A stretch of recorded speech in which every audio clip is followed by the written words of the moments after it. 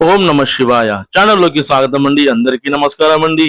ఈ రోజు ఈ వీడియోలో మనం సింహరాశి వారి గురించి తెలుసుకుందామండి. జూన్ 30 మంగళవారం సింహరాశి వారికి ఒక స్త్రీ వల్ల తలరాత మారబోతుంది. అయితే ఏ స్త్రీ వల్ల మీ తలరాత మారబోతుంది? హలో అందరికీ నమస్కారం అండి. మనలో నిత్య జీవితంలో ప్రతి ఒక్కరూ కూడా ఎన్నో రకాల సమస్యలను ఎదుర్కొంటారు కదా. అలా ఎవరితో చెప్పుకోలేనటువంటి సమస్యల నుండి మనం విముక్తిని పొందాలి అంటే శ్రీ కాళీ మాతా జ్యోతిష్యాలయం స్త్రీ పురుషుల వశీకరణ స్పెషలిస్ట్, స్త్రీ పురుష వశీకరణ ప్రత్యేకంగా చేయబడును. వీరి యొక్క కాంటాక్ట్ నెంబర్ వచ్చి 7780547252. ప్రేమ సమస్యలు, విద్యా సమస్యలు, కోర్టు సమస్యలు, భార్యాభర్తల సమస్యలు, వ్యాపార సమస్యలు, కుటుంబ సమస్యలు, ఇలా ఎటువంటి సమస్యలకు అయినా బెస్ట్ వశీకరణం చేయబడును.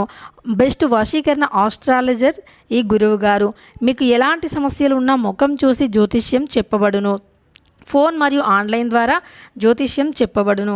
ఎలాంటి పర్సనల్ సమస్యలకైనా గురువు గారిని నమ్మకంతో ఒక్కసారి కాంటాక్ట్ అవ్వండి. మీకుండే సమస్యలకి పరిష్కార మార్గాన్ని తెలుసుకోండి. అలాగే ఎటువంటి ఎటువంటి ప్రతికూల ఫలితాలు అయితే ఈ రోజు దినఫలాల్లో సింహరాశి వారు చూడబోతున్నారు. అదే విధంగా సింహరాశి వారు ప్రతికూలతలను అనుకూలంగా మార్చుకోవడానికి చేయవలసినటువంటి దేవతారాధన ఏమిటి, అలాగే పరిహారాలు ఏమిటి అనే విషయాలన్నీ కూడా ఈ రోజు ఈ వీడియోలో వివరంగా తెలుసుకుందామండి. కానీ అంతకంటే ముందుగా మీరు గనక మన ఛానల్ ఇప్పటి వరకు సబ్స్క్రైబ్ చేసుకోకపోతే వెంటనే సబ్స్క్రైబ్ చేసుకొని పక్కనే వచ్చిన బెల్ ఐకాన్ ని నొక్కి ఆల్ అని అప్డేట్స్ క్లిక్ చేసుకోండి. అప్పుడే మేము అప్లోడ్ చేసే ప్రతి వీడియోకి మీకు నోటిఫికేషన్ అనేది వస్తుంది. ఇక ఏ మాత్రం ఆలస్యం చేయకుండా వివరాల్లోకి వెళ్తే గనక ఈ వీడియో కూడా పూర్తిగా చూడండి, మీకు పూర్తిగా అర్థమవుతుంది. ఇక వివరాల్లోకి వెళ్ళిపోతే మిగిలిన రాశులన్నిటికంటే సింహరాశి వారిని చాలా ప్రత్యేకమైన వారుగా జ్యోతిష శాస్త్రంలో చెప్పబడి ఉంది.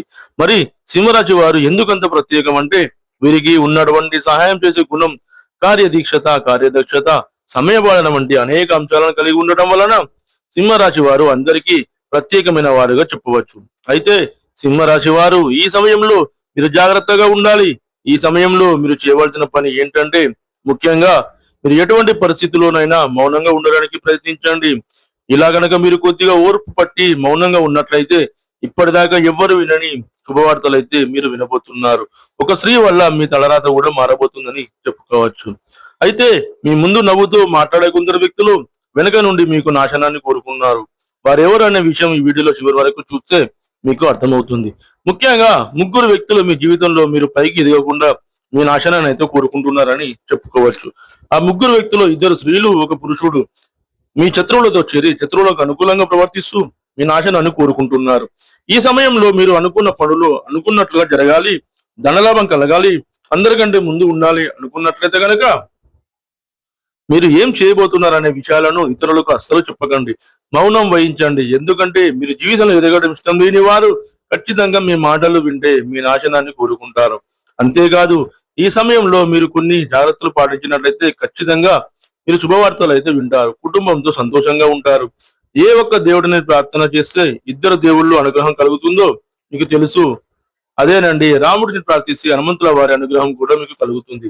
ఇక ఇద్దరి అనుగ్రహం ఉంటే ఈ రాశి వారి జీవితంలో 3 పువ్వులు 6 కాయలుగా మారిపోతుందని చెప్పుకోవచ్చు. మరి ఆంజనేయ స్వామి వారికి ఇష్టమైన మంగళవారం రోజున మాంసాహారం తినకుండా ప్రార్థించినట్లయితే మీ మనసులో ఉన్న ప్రతి కోరిక కూడా త్వరగా నెరవేరుతుంది. అంతేకాదు ఇలా చేయడం వల్ల రాముల వారు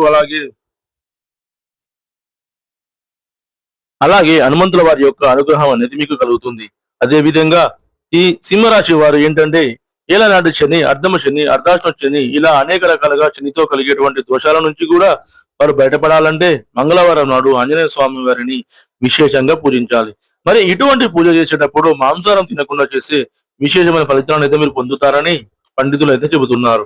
ముఖ్యంగా ఉదయాన్నే అంటే భోజనం చేయడానికి ముందే పూజ ముగించుకుంటే మంచిది అని తెలియజేస్తున్నారు.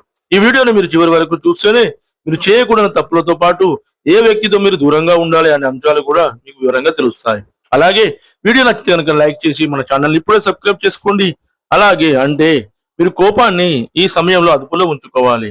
అలాగే కోపంలో ఉన్నప్పుడు ఎదుటి వారి ఎంత మాట పడితే అంత మాట అనకూడదు. అలాగే ఎదుటి వారిని దూషించకూడదు. ముఖ్యంగా మీ దగ్గర లేని వ్యక్తి గురించి ఎదుటి వారితో నెగిటివ్ గా అస్సలు చెప్పకూడదు.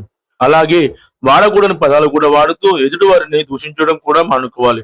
ఎప్పుడైతే మీరు వాడకూడని పదాలు వాడుతారో అది ఇంట్లో కానీ, మీరు పనిచేసే స్థలంలో కానీ, ఇరుగు పొరుగు వారితో కానీ, ఎక్కడైనా సరే ఎటువంటి పదాలు వాడినప్పుడు లక్ష్మీదేవికి ఆగ్రహం అనేది కలుగుతుంది.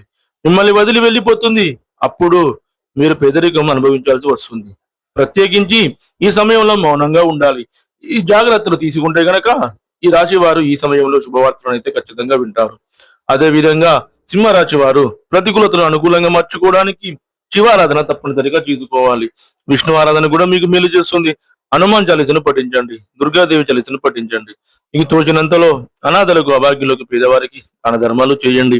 వారికి దుప్పట్లు, గొడుగులు, పాదరక్షకులు దానంగా ఇవ్వండి. అలాగే మీ ఆర్థిక స్థితి అనుమతిస్తే గనక ఒక దేశీయ గోమాతను దానంగా ఇవ్వండి.